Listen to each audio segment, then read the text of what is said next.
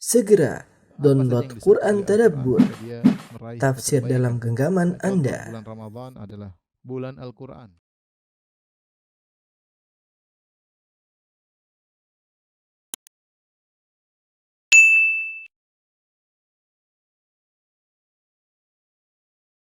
Bismillahirrahmanirrahim. Assalamualaikum warahmatullahi wabarakatuh.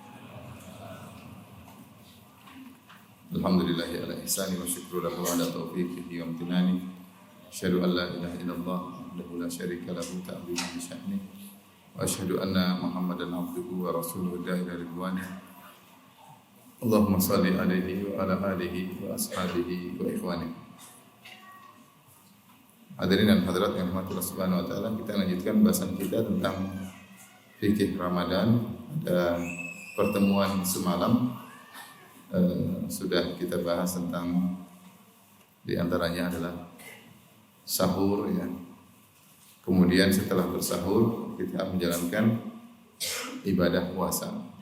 Yang perlu saya ingatkan ketika kita berpuasa hendaknya bukan hanya menahan lapar dan dahaga ya, dan syahwat, tetapi juga hendaknya kita menjaga akhlak kita, menjaga pandangan kita, menjaga pendengaran kita, sebagaimana perkataan Jabir bin Abdullah, fa idza sumta falyasum sam'uka wa basaruka wa lisanuk.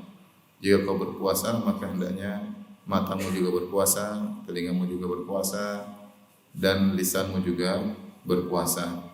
Ini diisyaratkan oleh Nabi sallallahu alaihi wasallam dalam Sahih Al-Bukhari. Kata Nabi sallallahu alaihi wasallam, "Fa idza kana yaumu siyami ahadikum fala yarfuth wala yafsuq wala yaskhab. Wa in sabbaka wa in sabbaha ahadun falyakul aw qatalahu falyakul inni mar'un sha'im." Jika salah seorang sedang berpuasa, maka hendaknya janganlah dia berkata-kata rafath, itu berkata-kata kotor, kemudian jangan melakukan kefasikan, dan jangan teriak-teriak, wala yaskhab, jangan teriak-teriak. Jadi Nabi menyuruh sallallahu alaihi wasallam menyuruh orang kalau berpuasa beradab. Wa in sabbahu ahadun, kalau ada seorang memakinya, au qatalahu, atau ngajak berantem, falyakul inni mar'un sha'im, katakan saya sedang puasa. Karena ketika kita berpuasa, sungguhnya argo pahala berjalan sejak terbit fajar sampai terbenam matahari. Maka ini kondisi yang sangat mulia. Ibarat orang kalau haji atau umrah, dia melakukan ihram. Begitu dia melakukan ihram, dia berkata labbaik Allahumma umrah atau labbaik Allahumma hajjan. Selama dalam kondisi berihram, pahala terus mengalir. Demikian juga seorang ketika berpuasa, maka pahala terus mengalir. Bahkan jika dia istirahat dalam puasanya, jika dia tidur dalam puasanya, dia juga dapat pahala. Karena kondisi dia sedang beribadah. Adapun hadis mengatakan tidurnya orang berpuasa berpahala, memang hadis itu tidak sahih, tetapi maknanya benar. Bukan berarti orang yang berpuasa disuruh tidur melulu, tidak. Tapi kalau dia sedang berpuasa, dia istirahat karena letih, dia tetap dapat pahala. Kenapa? Karena argo pahala berjalan kondisi dia sedang berpuasa. Nah, kondisi yang mulia ini harus dijaga. Justru tujuan berpuasa adalah meraih ketakwaan. Kata Allah Subhanahu wa taala, kutiba alaikumus syamu kama kutiba alladzina min qablikum la'allakum tattaqun.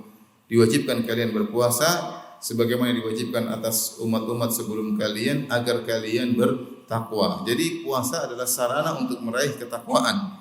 Nah, percuma jika seorang berpuasa kemudian ketakwaan tidak dia lakukan, tidak dia raih. Maka puasa yang gagal seperti itu.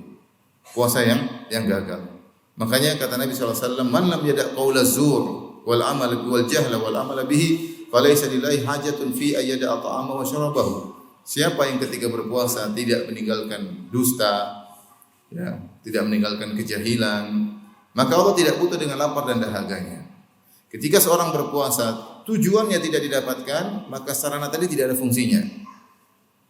Sarana tidak ada fungsinya. Maka waspada. Makanya Rasulullah SAW mengatakan, "Rubba sha'imin laisa lahu min siyami ilal ju' wal atash." Betapa banyak orang berpuasa dia tidak meraih dari puasanya kecuali lapar dan dahaga. Wa rubba qa'imin laisa lahu min qiyamihi illa sahar wa ta'ab. Dan betapa banyak orang yang salat malam dia tidak meraih dari salat malamnya kecuali hanyalah begadang dan keletihan.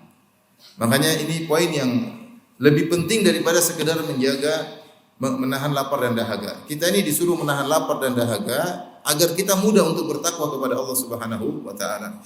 Kenapa kita melatih diri meninggalkan perkara yang halal? Makan, minum halal, berhubungan dengan istri halal. Tapi kita latih diri kita untuk meninggalkan karena Allah Subhanahu wa taala. Kalau yang halal bisa kita tinggalkan, apalagi yang haram. Maka jangan sampai seorang berpuasa dia menahan lapar, menahan dahaga, tapi matanya liar, telinganya liar, lisannya liar, melakukan maksiat ketika sedang berpuasa, maka puasanya tidak ada nilainya. Puasanya tidak ada nilainya. Saking pentingnya hal ini sampai para ulama berselisih tentang seorang yang berpuasa kemudian dia bermaksiat. Apakah puasanya sah atau tidak? Ibnu Hazm Al-Andalusi rahimahullah taala mengatakan puasanya batal. Tidak sah orang yang berpuasa kemudian bermaksiat. Tetapi jumhur ulama mengatakan tidak, puasanya tetap sah, hanya pahalanya tidak ada. Paling tidak pahalanya roaming, kena roaming berkurang atau pahalanya tidak ada. Maka ini poin yang saya perlu ingatkan diri saya sendiri dan juga para hadirin hadirat, terutama kita hidup di tahun 2022 di mana banyak sekali maksiat yang bisa kita lihat lewat medsos, lewat HP kita dan sarana-sarana informasi yang lainnya. Maka seorang berpuasa dengan waspada. Jaga pandangannya, jaga pendengarannya, jaga lisannya, jaga hati, ya. Jangan melakukan perbuatan yang tidak bermanfaat. Tadi kata Nabi, wala yaskhab, jangan teriak-teriak ketika sedang berpuasa. Bahkan kalau ada yang memancing untuk bertengkar, wa insabahu ahadun, jika ada seorang memakinya, au qatalahu, ngajak berantem, falyakul ini mar'un shaim, katakan saya sedang berpuasa. Sebenarnya Allah mengatakan kita ambil zahir hadis ini, yaitu kita ucapkan sama dia, mohon maaf saya sedang berpuasa, agar dia menghargai kondisi saya yang dalam kondisi mulia sedang berpuasa. Terutama ini kalau puasa sunnah kita harus kasih tahu, kalau puasa Ramadan sama-sama tahu. Ya. Puasa sunnah terutama saya sedang berpuasa. Ya. Tolong hargai saya ingin menjaga kondisi saya yang mulia. Jangan bilang ya nanti malam saya lagi habis buka, kita ketemu di belakang warung ya, makan bareng. Maksudnya kita sudah tidak usah emosi. Makanya hati-hati di dunia maya bertengkar maki-maki sedang puasa bulan Ramadan. Khawatir kemudian puasa kita tidak ada nilainya. Kita menyangka di akhir bulan Ramadan kita meraih ampunan Allah, ternyata hanya meraih cacian dan makian gara-gara kita tidak bisa menahan emosi di dunia maya. Maka ini perlu diperhatikan. Kemudian ketika berpuasa, hindari hal-hal yang bisa membatalkan puasa. Ada beberapa perkara yang membatalkan puasa. Pertama adalah makan, kedua minum, ketiga jima, keempat adalah haid, kelima adalah muntah dengan sengaja, keenam adalah murtad. 6 perkara membatalkan puasa. Makan satu, yang pertama makan, yang kedua minum, yang ketiga jima. Kalau kita tambah lagi, yang jima, yang keempat adalah onani, istimna, yang kelima adalah haid dan nifas, yang keenam adalah muntah dengan sengaja, yang ketujuh adalah murtad. Baik, inilah pembatal-pembatal puasa yang harus dijauhi. Ya. Sebagaimana tadi kita menjauhi pembatal pahala puasa dengan bermaksiat, kita juga harus menjauhi pembatal puasa. Yang pertama dan kedua adalah makan dan minum, ya. Yang kemudian yang ketiga adalah jima, yang Allah sudah singgung dalam Al-Qur'an, kata Allah, "Fal ana bashiruhunna wabtagu ma kataballahu lakum." Dan sekarang di malam hari silakan gauli istri-istri kalian. Wabtagu ma kataballahu lakum, cari rezeki dengan menggauli istri kalian. Ingin punya anak ya. Wa kulu washrabu, makan dan minumlah kalian hatta yatabayyana lakumul khaytul abyadu minal khaytil aswadi minal fajr. Makan dan minum sampai terbit fajar. Jadi ketika malam hari dibolehkan berhubungan, makan dan minum, menunjukkan di siang hari tidak boleh. Summa atimus siyama ilal lail, kemudian berpuasalah sampai malam, berarti 3 perkara ini membatalkan puasa. Siapa yang makan dengan sengaja, siapa yang minum dengan sengaja, siapa yang berhubungan dengan sengaja, maka puasanya batal. Apa yang dimaksud dengan makan dan minum? Makan dan minum adalah memasukkan sesuatu ya lewat mulut misalnya ke dalam lambung, kemudian dinikmati dan itu menjadi sumber energi bagi dia ya. Itulah secara sederhana maknanya makan. Makan sesuatu kemudian masuk ke dalam lambung, kemudian terurai menjadi energi bagi kita ya. Dari perkara ini maka para ulama membahas tentang perkara-perkara yang lain yang dikatakan ini termasuk makan dan minum atau tidak ya. Contohnya seorang lagi bicara tahu-tahu ada lalat masuk ke dalam mulutnya misalnya. Makan atau minum atau tidak misalnya. Atau seorang makan batu dengan sengaja, makan minum atau tidak, ada khilaf, ada yang mengatakan itu bukan makan dan minum. Misalnya kuda lumping makan beling itu batal atau tidak ya. Dan ini penting sampai ada sebagian mazhab Hanafi dan saya tulis dalam buku saya. Sebagian mazhab Hanafiyah dan ini tidak ditemukan kecuali dalam mazhab Hanafiyah. Saya ada buku tapi belum dicetak, judulnya Fikih Puasa ya. Jadi bagaimana kalau orang masukkan batu sengaja, kemudian batunya dikeluarin lagi, batal atau tidak? Siapa juga yang main kayak gitu ya. Tetapi ini dibahas oleh para fuqaha.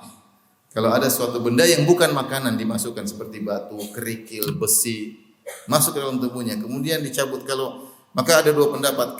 Ada pendapat Hanafiyah mengatakan kalau batu itu meskipun bukan makanan tetapi menetap dalam perutnya, dalam lambungnya maka batal karena tetap dikatakan makan batu ya, meskipun batu itu bukan makanan. Sebagian ulama mengatakan jika dicabut lagi, keluar lagi, la yastaqir, dia tidak menetap dalam lambungnya, maka itu bukan makanan. Berarti tidak membatalkan. Buat apa kita bahas ini? Penting ketika dibahas oleh para ulama tentang hukum memasukkan alat ke dalam endoskopi atau apa itu, dalam perut yang terbuat dari besi dikeluarkan lagi. Batal puasa atau tidak? Dibangun di atas permasalahan ini. Kalau besinya dikeluarin lagi enggak batal, tapi kalau dimakan besinya batal. Ini contoh bahwasanya terkadang ada masalah fikih klasik yang dibangun di atasnya permasalahan fikih kontemporer.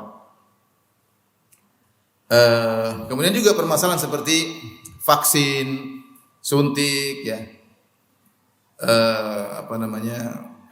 impus dan yang semisalnya membatalkan puasa atau tidak. Contoh impus, para ulama khilaf dia membatalkan puasa atau tidak. Kenapa khilaf? Karena masuknya impus bukan dari saluran makan, bukan dari mulut, bukan dari hidung, tapi maksudnya dari urat nadi misalnya. Tetapi fungsi impus tersebut mengambil fungsi makanan, yaitu menjadikan seorang kuat karena impus tersebut memberikan asupan gizi ke dalam tubuh. Nah, ini menjadikan ulama khilaf membatalkan atau tidak. Ditinjau dari fungsinya, impus itu fungsinya seperti makan dan minum, tapi ditinjau dari saluran masuknya, bukan dari mulut dan hidung. Wallah alam, yang lebih hati-hati ini membatalkan puasa. Dan kalau orang diimpus biasanya sakit, mending buka puasa ya. Tapi secara ditinjau impus membatalkan atau tidak, maka khilaf di kalangan para ulama karena tadi permasalahan tadi. Ditinjau dari fungsinya seperti fungsi makanan, tapi masuknya bukan dari hidung dan mulut. Kecuali impusnya lewat hidung batal jelas. Impusnya lewat mulut batal. Lebih ringan daripada ini masalah suntik. Suntik misalnya suntik vitamin C, misalnya suntik vaksin, ya. Kalau suntiknya lewat mulut ya batal ya. Tapi kalau suntiknya lewat tangan, lewat arteri atau vena, ini permasalahan. Wallahu a'lam bishawab, yang lebih kuat jika suntikan tersebut bukan suntikan asupan gizi seperti misalnya suntik vaksin tapi hanya sekedar untuk pengobatan, maka tidak membatalkan apa? Puasa, tidak membatalkan puasa.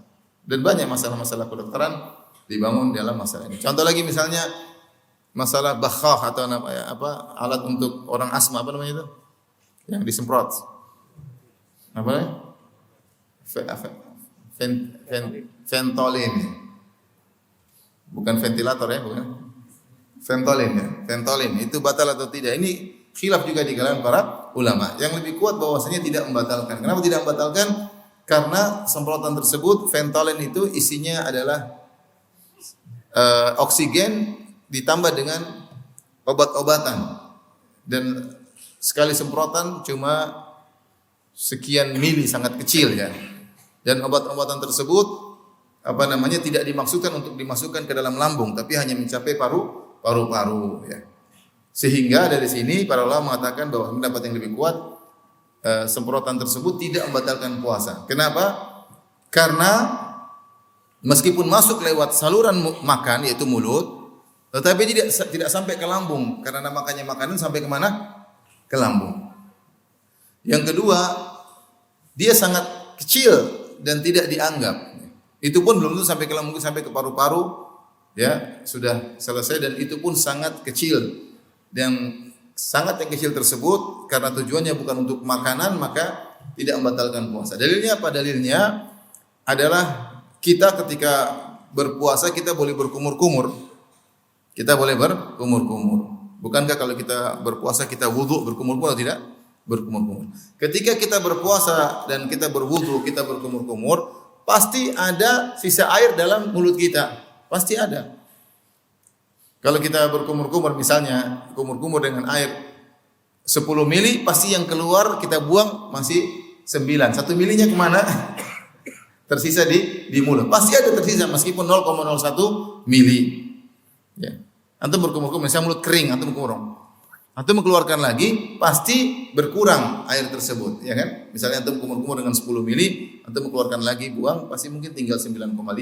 Nah, 0,5 milinya kemana? Ya, ada di sekitar mulut kita dan pasti akan ketelan suatu saat. Namun, ditelannya sisa air dari kumur-kumur tersebut tidak membatalkan puasa. Kenapa? Karena tidak dimaksudkan untuk makan dan minum. Demikian juga contohnya kita berpuasa, kita boleh bersiwak. Para ulama sepakat orang berpuasa boleh bersiwak sebelum zuhur. Adapun setelah zuhur mereka khilaf makruh atau tidak, tapi hukumnya boleh. Ada hadis dhaif yang menunjukkan setelah zuhur tidak boleh bersiwak, tapi itu hukumnya makruh. Tetapi mereka sepakat bersiwak tidak membatalkan puasa. Padahal kita tahu kalau kita siwak pasti ada rasanya. Pasti ada rasanya. Ya, kita bersiwak pasti ada rasa mentolnya, rasa minnya. Namun rasa tersebut kita rasakan tidak membatalkan puasa karena tujuannya bukan untuk apa? Makan dan minum. Dari ini para ulama berpendapat kalau seorang menggunakan ventolen atau inhaler tadi jika masuk tidak membatalkan puasa karena kadarnya sangat kecil, tidak dianggap dan tidak dimaksudkan untuk makan dan minum. Wallahu taala alam bisawab. Tapi intinya jangan sengaja makan, jangan sengaja minum. Kalau lupa tidak jadi masalah. Itu rezeki dari Allah Subhanahu wa taala ya. Seorang lagi puasa kemudian dia makan ya. Makan pecel Madiun misalnya, habis itu minum. Kemudian setelah puasa ya, itu rezeki namanya.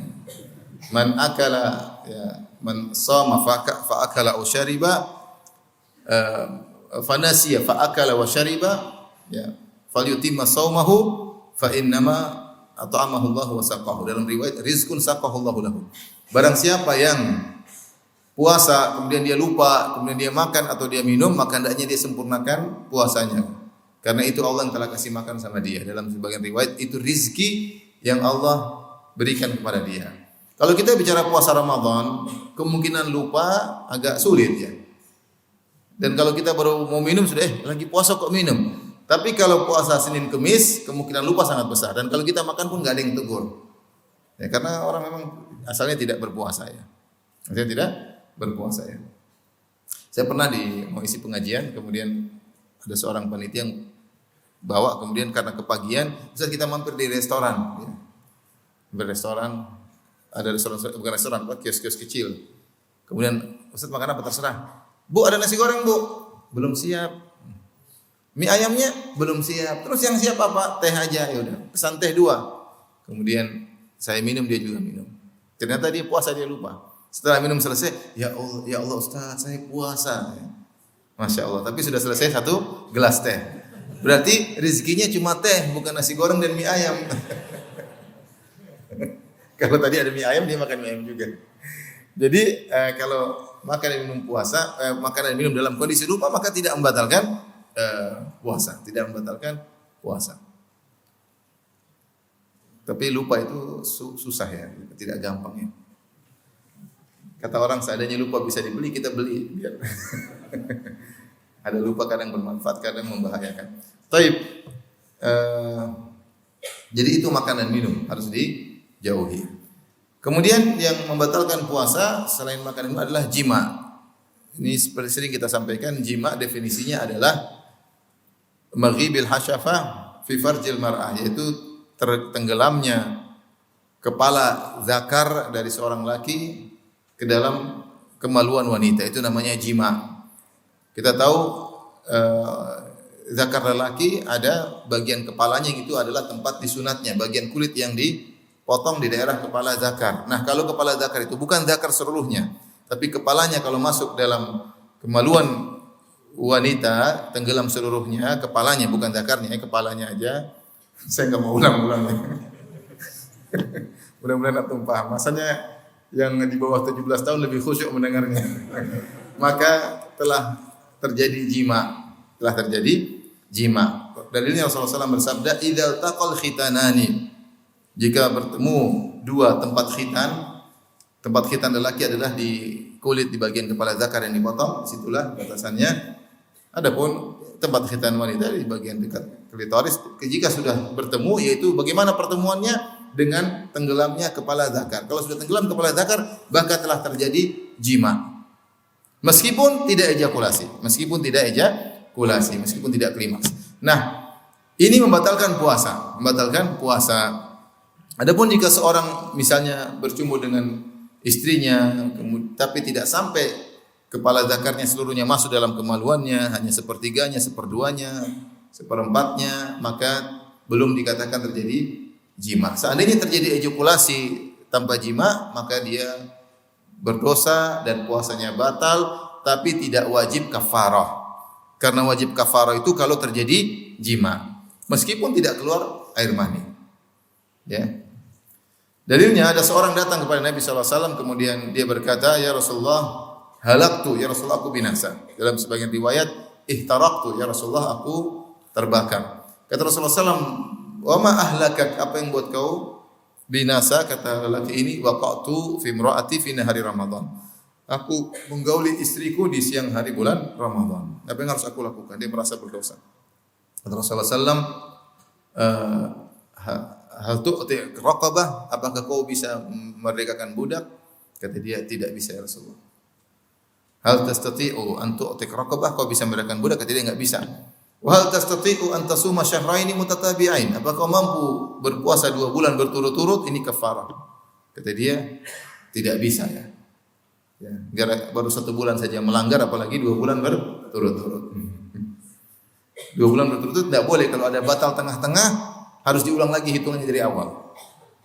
Berat, kecuali batalnya tersebut karena udzur syar'i seperti sakit, safar, atau pas kebetulan bertemuan dengan Idul Fitri, Idul Adha, ya maka boleh diselain. Tapi kalau tidak ada udzur syar'i kemudian tidak berurutan, maka hitung lagi dari awal. Sudah puasa 40 hari, tahu-tahu 1 hari bolong tanpa udzur, ulangi lagi dari awal. Berat atau tidak? Berat ya. Maka dia mengatakan, "La, saya tidak mampu." Kata Rasulullah SAW, "Fa hal tastati' an tut'ima 60 miskinan, apa kau mampu untuk memberi makan kepada 60 fakir miskin?" Kata dia, "La, saya tidak mampu." Akhirnya Rasulullah SAW bingung, tidak bisa memberi fatwa lagi karena cuma 3 kalau kafarah itu. Memerdekakan budak, atau puasa 2 bulan berturut-turut, atau memberi makan 60 fakir miskin. Ini orang budak enggak punya, enggak bisa puasa 2 bulan berturut-turut, kemudian tidak bisa memberi makan kepada 60 fakir miskin. Sampai akhirnya ada yang beri sesuatu kepada Nabi SAW, keranjang korma, 2 keranjang korma, maka Rasulullah SAW berikan kepada orang tersebut. At'im ahlak, karena kata Rasulullah, bersedekahlah dengan ini. Kata dia, "Ya Rasulullah, tidak ada keluarga paling miskin di kota Madinah seperti keluargaku." Kata Rasulullah SAW, "Gitu, kasih makan buat keluargamu." Maka orang ini pun senang. Jadi datang ketakutan, pulang bawa korma. Jangan coba-coba tapi antum ya.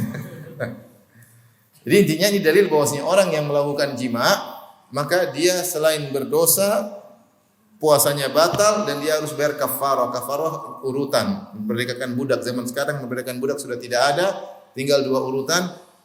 Berpuasa 2 bulan berturut-turut, atau kalau tidak mampu maka memberi makan kepada 60 fakir miskin. Seorang tidak boleh beranjak kepada pilihan ketiga.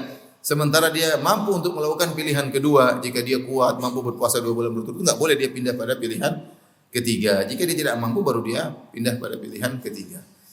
Inilah jima. Kalau terjadi jima, saya ulangi lagi, meskipun tidak mengeluarkan air mani maka tetap batal puasanya dan harus bayar kafarah, ya.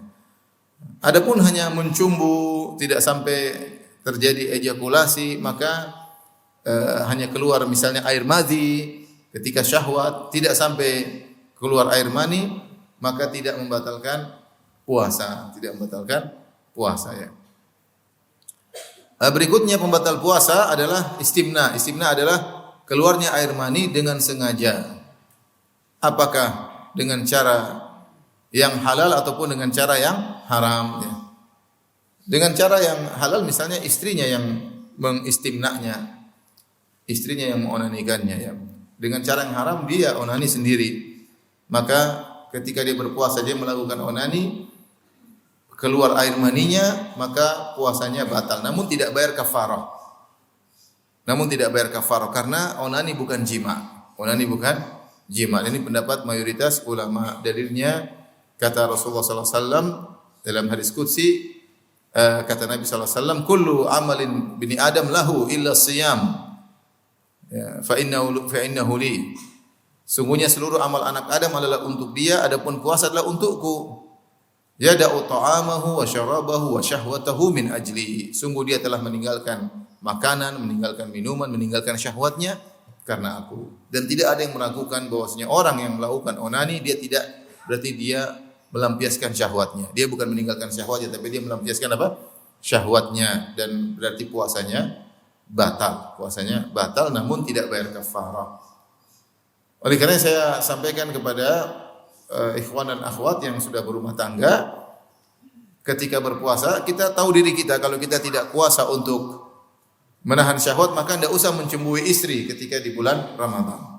Memang benar mencembui istri boleh, bahkan Ibnu Hazm mengatakan sunnah ketika sedang puasa, karena Aisyah berkata, kana Nabi sallallahu alaihi wasallam yuqabbiluni wa yubashiruni wa huwa shaim wa kana amlakakum li irbih. Adalah Rasulullah SAW menciumku dan mencembuiku padahal dia sedang berpuasa. Namun Nabi adalah orang yang paling bisa menahan syahwatnya. Berarti mencium istri, mencembui istri boleh meskipun sedang berpuasa, dan itu di antara akhlak Nabi SAW yang mulia terhadap istrinya. Meskipun beliau sedang beribadah, beliau tetap bisa mesra. Ini akhlak yang luar biasa. Seperti dalam hadis Sunan Abi Dawud, Rasulullah SAW kalau ingin pergi ke masjid, beliau mencium dulu Aisyah radhiyallahu taala anha. Jadi mau ibadah tetap mesra. Demikian dalam Sahih Bukhari, Rasulullah SAW baca Al-Quran sementara Aisyah haid, tetapi Rasulullah SAW di pangkuan atau kepalanya di pahanya Aisyah.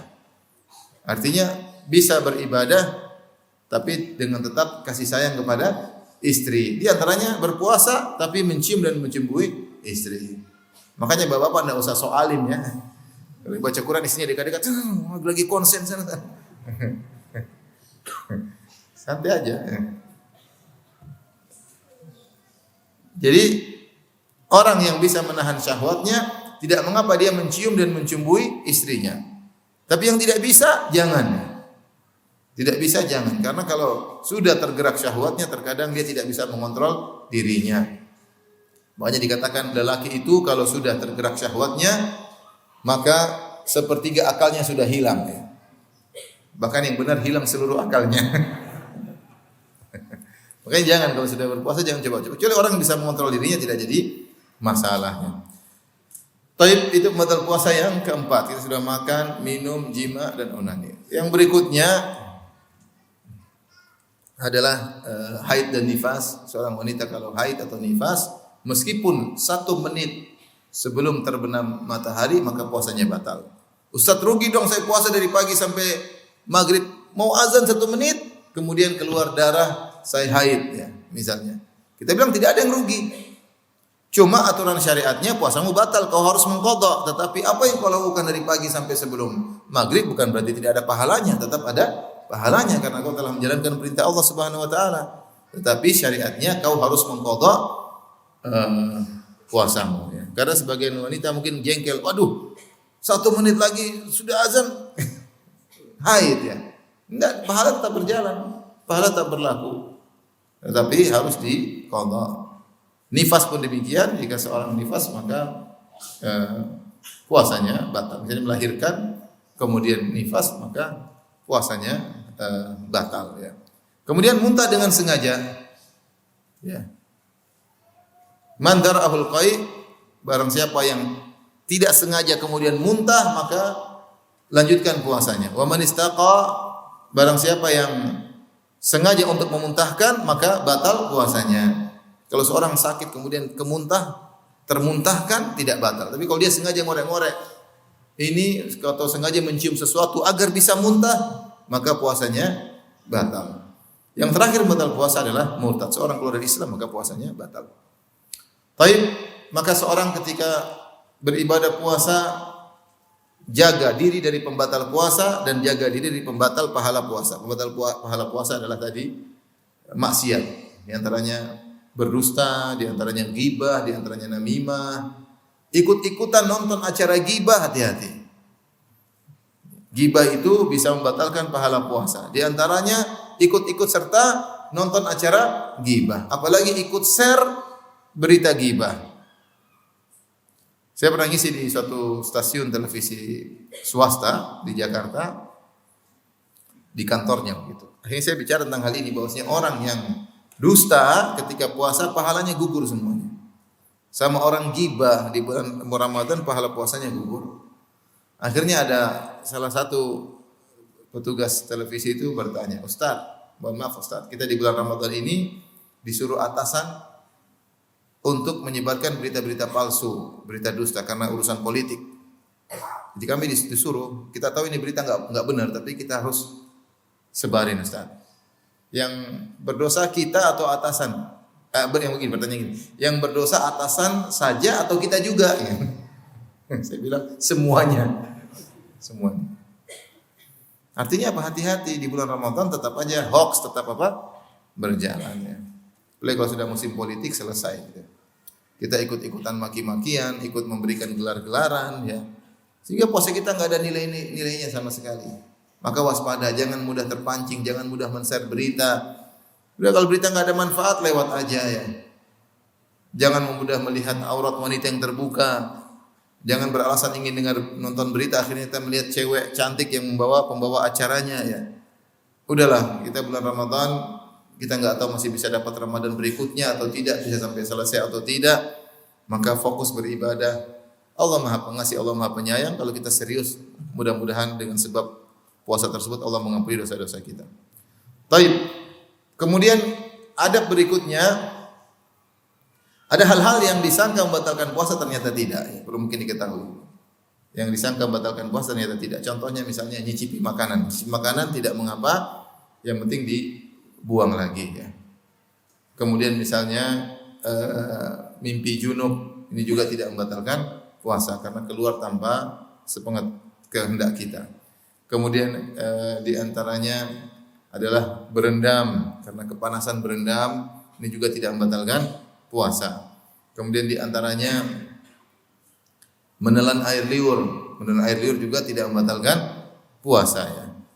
Ya. Jadi jangan ada yang puasa buang muda terus. Enggak. Tidak mengapa karena air itu dari lambung dan kembali lagi ke lambung. Kecuali air liurnya sudah keluar sini, balikin lagi ya itu baru batal. Dan keluar sini itu berarti tidak keluar. Kalau mulut tidak ada masalah, kalau sudah keluar dibalikin lagi itu membatalkan apa? Puasa. Ngupil juga tidak membatalkan apa? Puasa. Ngupil.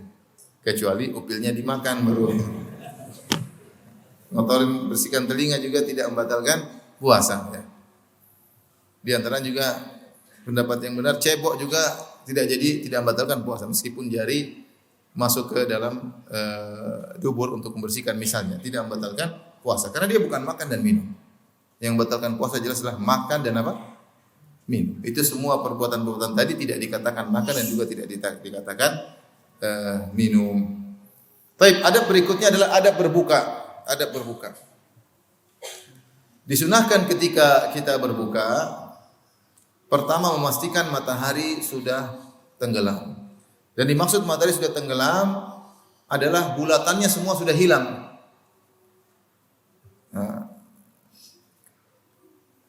apa namanya sampai bulatannya semua hilang. Jadi kalau misalnya ini cakrawala kalau baru sedikit belum terus sampai tenggelam, begitu hilang baru kita boleh buka puasa. Sementara bulatannya masih kelihatan tidak boleh kita berbuka.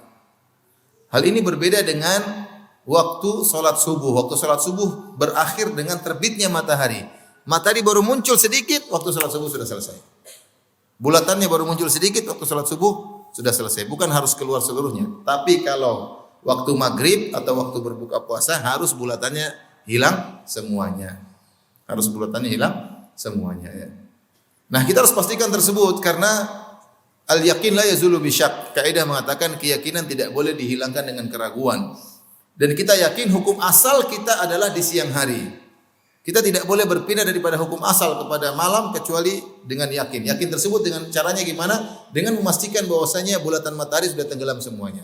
Caranya bagaimana? Misalnya dengan kita punya jadwal dan kita tahu saya tinggal di Madiun, jadwal terbenam matahari jam sekian-sekian dan jam saya sudah tepat. Pokoknya kalau jam sudah tepat, saya sudah yakin, ya sudah. Meskipun muadzinnya belum azan-azan. Karena sebagian muadzin terkadang dia makan gorengan dulu baru dia azan. Dia masuk jelas sudah selesai. Sudah, ini jam sudah tepat. Jammu salah enggak? Benar jamku. Ya udah makan belum azan nih. Muadzin sudah makan ini baru Allah. Jadi makan dulu. Muadzin enggak boleh begitu. Muadzin kalau dia mau buka minum sebentar terus langsung apa? Azan. Jangan dia makan gorengan dulu 1 2 sehingga akhirnya orang menunggu azannya ya. Dia harus amanah. Muadzin itu harus amanah ya. Jadi kalau antum yakin dengan jam 6 itu silakan berbuka. Atau misalnya antum sedang di pinggir pantai, lagi sama istri kayak lagi menikmati tenggelam apa? Matahari. Kemudian antum sambil nunggu matahari turun. Begitu hilang, meskipun belum azan, antum boleh makan dan minum. Boleh makan dan minum, boleh mencumbui istri, boleh dan yang lain-lainnya. Kenapa? Karena matahari sudah apa? Tenggelam. Meskipun orang belum azan. Dan tidak usah ragu-ragu. Jangan bilang, tunggu mas, siapa tahu balik lagi ke atas. Balik lagi ke atas hari kiamat. Udah kalau tenggelam selesai. Yang perlu antum perhatikan bahwasanya antum berbuka sesuai di mana tempat antum. Karena beda antara di atas dan di bawah, beda. Orang yang coba kalau ada bangunan 100 tingkat, mana yang lebih dahulu berbuka? Yang di tingkat 100 atau yang di bawah? Di bawah atau yang di tingkat 100 atau yang di bawah? Mana yang lebih dahulu berbuka? Yang bilang di bawah angkat tangan coba. Saya ingin tahu yang bahlul sama yang enggak. Yang bilang di bawah lebih dulu buka angkat tangan cepat. Jangan ragu-ragu angkat aja, angkat. Biar jelas bahlulnya atau tidak. Yang bilang di bawah di luar buka angkat tangan cepat. Ayo mana? 1 2. Angkat tinggi-tinggi enggak apa. Shooting masuk enggak kan? Yang bilang atas di luar buka angkat tangan. Masya Allah mantap. Yang bilang sama-sama waktunya angkat tangan. Yang benar yang di bawah dulu karena bedroom gelap. Yang benar di bawah terlebih dahulu. Kenapa? Karena kalau masih di atas matahari masih kelihatan. Semakin kita di atas kita melihat matahari apa? Semakin belakangan karena kita ke atas kan kalau misalnya tenggelam kita kan kelihatan lagi kan gitu. Paham enggak? Dan itu benar. Saya pernah mengalami ketika saya sedang mau mendarat di Jakarta. Kemudian pilotnya berkata kepada para penumpang sekalian, saatnya berbuka. Menurut daerah Jakarta dan sekitar itu yang di atas mau mendarat. Saya buka masih ada matahari. Rupanya dia pakai jadwal di bumi. Dia pakai jadwal berbuka di bawah. Di atas belum, enggak boleh. Jadi kita berbuka mengikuti jadwal di mana kita berada. Makanya kalau antum pergi ke Burj Khalifa yang ada di mana? Di Dubai, ya kan itu sampai menembus awan, ya. Entah berapa kilo tingginya itu. Ya. Itu bisa berbeda-beda orang waktu berbuka ya, karena yang paling tinggi telat bukanya, yang paling bawah, apalagi di bedroom di luar buka, di tempat parkir lebih di luar buka karena gelap. Baik. Ini pertama, jadi ditinjau. Pokoknya kalau matahari masih kelihatan tidak boleh. Seandainya seorang di bandara kemudian mau take off, matahari sudah tenggelam, dia makan. Kemudian pas naik dilihat matahari, harus puasa lagi? Enggak perlu. Benar kalau dia naik matahari kelihatan. Tapi apakah dia harus puasa lagi? Tidak perlu karena dia sudah berbuka ketika dia posisi di bawah matahari sudah tenggelam. Tapi berikutnya menyesuaikan dimanapun Anda berada ya. Jangan Anda pakai lokasi sahur Anda. Jadi misalnya antum umroh, antum sahur di Jakarta. Di Jakarta jam 4:30 sudah sahur. Antum naik pesawat menuju Madinah. Di Madinah ternyata jadwal bukanya mundur. Harusnya kita buka di Jakarta jam 6, ternyata jam 6 di Jakarta, di Madinah masih jam 2. Terus apalagi musim panas, jadwal bukanya jam 7. Di Madinah jadwal buka jam 7. Sehingga perbedaan antara waktu buka di Jakarta dengan Madinah 5 jam. Itu kalau musim panas jadwal berbuka panjang.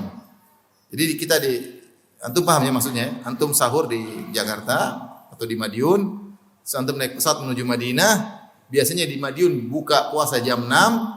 Ternyata jam 6 di Madiun, di Madinah masih jam 2. Antum harus nunggu lagi sampai jam 7 jadwal berbuka di Madinah. Berarti antum ada perbedaan antara buka puasa di Madiun dengan di Madinah 5 jam. Nah, apakah kita ikut jadwal Madiun buka puasa atau ikut jadwal Madinah? Jadwal Madinah. Kan di Madinah matahari masih terang. Jadi sebagian orang nekat, enggak mungkin syariat susah. Sudah jadwalnya buka-buka aja ya. Ya sudah, buka aja tapi batal puasamu. Udah buka masih terang semua. Ya kalau kamu nggak kuat, saya nggak kuat Ustaz. Ya nggak kuat ya buka aja. Memang orang puasa boleh, orang bersafar boleh tidak berpuasa, santai aja. Tapi jangan kau bikin aturan, anggap sah. Kenapa ikut jadwal mana? Jadwal Madiun ya. Ini nggak Madiun nggak berlaku, yang berlaku Madinah, bukan Madiun ya. Paham ya? Seperti itu ya. Jadi harus mengikuti jadwal di mana Anda berada. Kalau mau cepat, antum sahur di Aceh, bukanya di Papua. Cepat. Di Aceh mungkin sholat subuh jam berapa? Mungkin 5:30. Adzan subuh jam apa? 5:30. Di Papua buka puasa jam 6, waktu Papua sama dengan waktu Aceh jam 4. Berarti kan lebih hemat. Makanya antum kalau pengen cepat, pokoknya pagi-pagi dari Aceh pergi ke Papua. Cepat seperti itu. Kalau duit banyak jalan terus cepat buka ya. Tapi intinya berbuka dan bersahur ikut waktu setempat. Saya pernah menghadapi kasus begini. Ini kenyataan. Jadi teman-teman mereka di Saudi, lebaran di Saudi. Jadi malam mereka di Mekah takbiran, Allahu Akbar, sudah maksud malam Idul Fitri, sudah 1 Syawal kan. Malam kan 1 Syawal sejak malam. Allahu Akbar. Indonesia ternyata belum. Besok masih puasa. Ustaz, bagaimana Ustaz? Ini saya lagi jadwal pesawat menuju ke Indonesia. Sampai Jakarta saya puasa atau tidak? Wah, kamu sudah lebaran di luar. Jadi dia udah lebaran, terus pergi ke Jeddah, naik pesawat menuju Jakarta, ternyata ru'yah di Indonesia masih belum apa? Belum puasa besok, belum lebaran, besok masih apa? Puasa. Jadi Saudi 29 hari, Indonesia 30 hari. Dan itu terjadi. Saya pernah langsung ditanya, malam saya ditanya, saya bingung juga. Ustadz gimana nih? Saya puasa tidak atau tidak besok? Fatwanya sama seperti tadi. Kamu kalau lagi di pesawat, kamu lihat adzan subuh. Ketika adzan subuh posisimu di mana? Kalau posisimu masih di Timur Tengah, berarti kamu tidak usah puasa karena lebaran. Tapi kalau kamu adzan subuh sudah di Brunei Darussalam, berarti kamu ikut apa? Indonesia, puasa lagi. Karena hukum kita mengikuti posisi kita berada. Paham? Paham. Kecuali apa? Kecuali kamu di Madinah sudah ikut puasa 30 hari. Maka tidak ada puasa hari ke-31. Tidak ada puasa. Dan akhirnya Saya ketemu dia, gimana? Oh, akhirnya kita tidak puasa Ustaz. Kenapa? Ketika waktu subuh kita masih di area apa? Timur Tengah. Jadi dilihat kan, bisa lihat di peta itu kalau di apa namanya? Di layar kelihatan. Oh, masih daerah Timur Tengah, posisi pesawat. Akhirnya kami tidak puasa. Itu contoh bahwasanya berbuka, bersahur kembali kepada posisi di mana kita berada. Jadi saya ulangi lagi, teman-teman Madiun ya.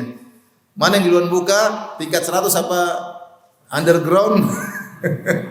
Siapa yang duluan buka? Lantai 1 atau lantai 100? Lantai 1. Alhamdulillah. Tidak ada yang bahlul. Baik. Apalagi adab berbuka. Adab berbuka selanjutnya adalah jadi pastikan segera berbuka, jangan tunda-tunda. Jangan tunda-tunda berbuka. Sebagaimana dalam hadis itu kita sebutkan, la yazalun nas bi khair ma'ajjalul fitr wa akharus sahur. Senantiasa umat ini dalam kebaikan jika menyegerakan berbuka dan menunda bersahur.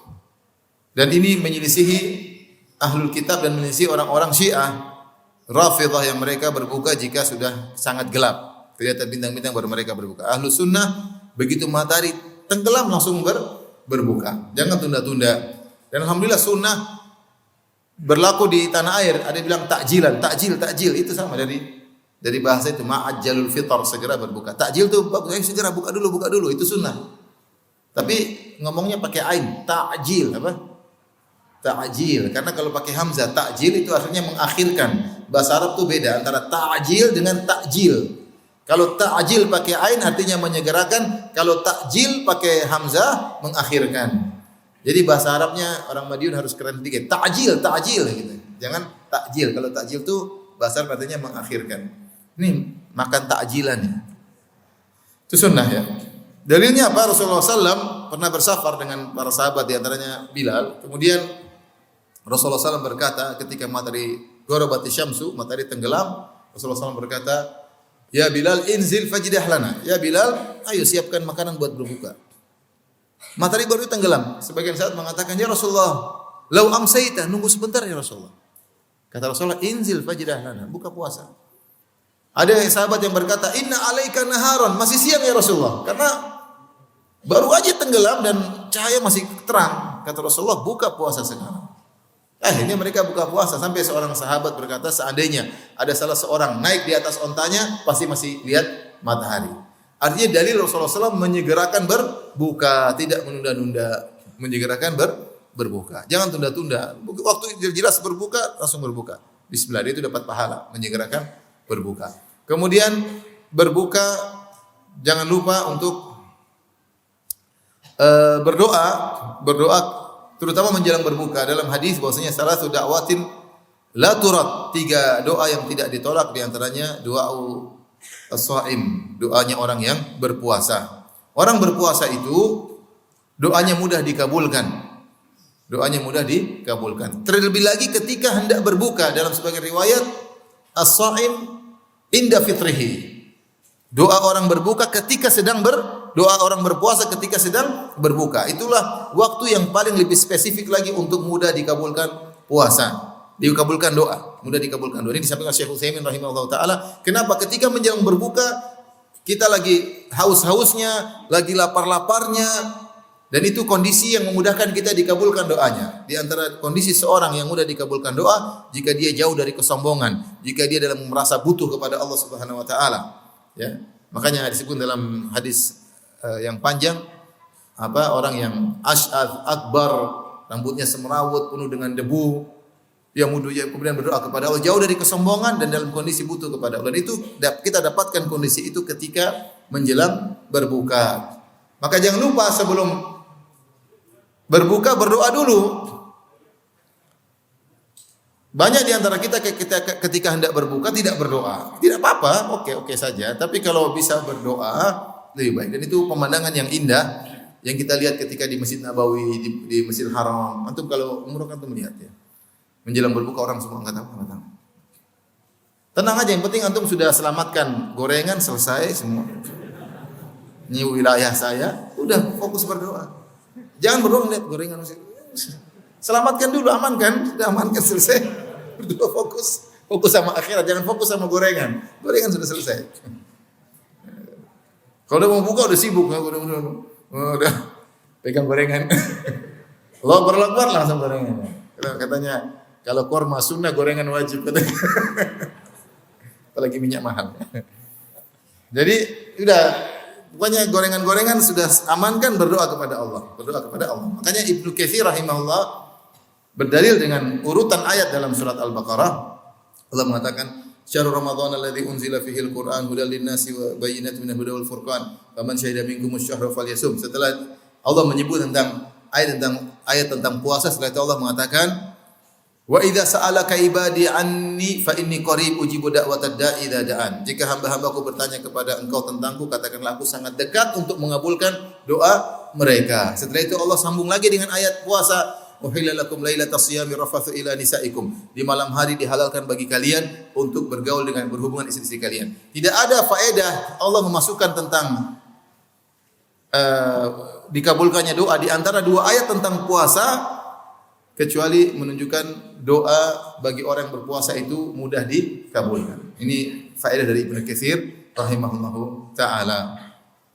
Karena seakan-akan ayat yang asing masuk di antara pembahasan tentang bulan Ramadan.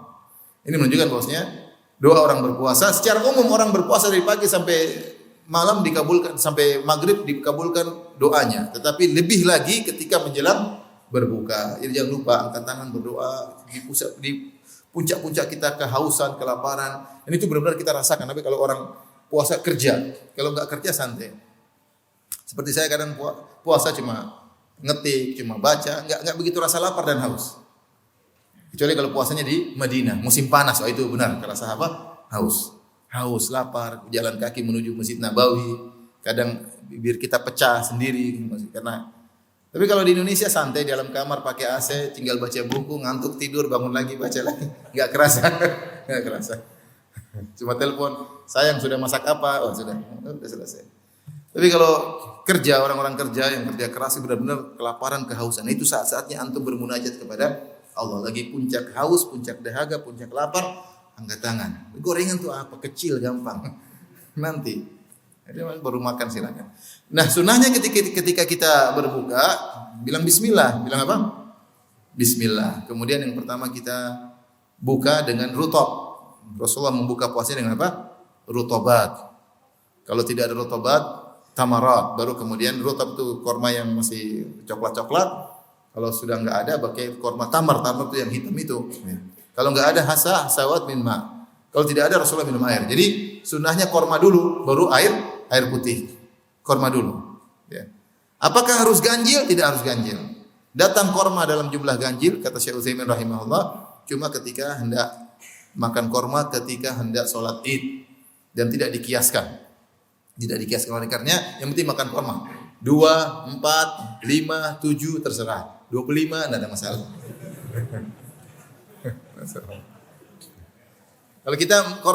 Kalau saya korma buka puasanya sekedar syarat saja, pokoknya 1, 2 selesai langsung saya ambil gorengan ya. Tapi kalau di Madinah orang-orang Arab itu menikmati korma, mereka makan korma 1 sampai 7 sampai mereka nikmati benar-benar korma itu makanan kesukaan mereka. Kalau saya enggak terlalu ya. Punya korma 1, 2, 3 langsung tahu isi ya. Tapi maksud saya kita jalani sunnah, jalankan apa? Sunnah ya. Terus Ustaz boleh berdoa dengan doa misalnya dhahabat dhama'u wa abtalatil uruq wa thabata insyaallah. Ada khilaf tentang hadis ini, mengatakan dhaif, ada mengatakan hasan, tapi enggak ada masalah. Baca aja. Tapi setelah kita minum tadi bismillah, makan korma dan gorengan, terus kita minum. Setelah minum kita bilang dhahaba ad-dhama'u, telah hilang dahaga. Wa abtalatil uruq, dan bahwasanya kerongkongan sudah basah. Wastabatal ajr insyaallah. Kalau kita boleh berdoa, orang berdoa Allahumma lakasumtu bikum, enggak ada masalah. Doa asalnya doa bebas. Tapi tidak dikatakan itu hadis Nabi karena hadisnya dhaif. Terutama orang juga, para ulama juga bermudah-mudah dalam hadis yang dhaif kalau hanya sekedar fadhailul a'mal. Doa disyariatkan. Kemudian juga seorang sahabat berdoa, Allahumma inni as'aluka bi rahmatika allati wasi'at kulla syai' an taghfir li. Datang sahabat berdoa dengan doa tersebut. Saya lupa Abu Musa al-Asy'ari atau siapa. Ya. Allahumma inni as'aluka bi rahmatika allati wasi'at kulla syai' an taghfira li. Ya Allah, aku mohon kepada Engkau dengan rahmat-Mu yang meliputi segala sesuatu agar Kau mengampuni aku. Jadi doa bebas, intinya doa bebas. Jadi enggak usah ribut-ribut. Ayo, Allahumma laka sumtu. Enggak usah. Boleh-boleh saja. Dan disebut oleh para fuqaha itu juga dibolehkan, terserah. Yang penting bismillah. Baik, sunnahnya setelah kita makan korma salat dulu ya, salat dulu ya. Rasulullah demikian setelah makan korma qabla an yusalli. Rasulullah SAW makan korma sebelum salat ya. Baru kemudian salat ya. Ya sebagian langsung makan besar silakan aja enggak ada masalah ya. Yang penting kita bisa salat dengan khusyuk. Kalau habis itu makan lagi ya tidak jadi masalah. Baik, demikian saja. Wabillahi taufiq wal hidayah. Assalamualaikum warahmatullahi wabarakatuh.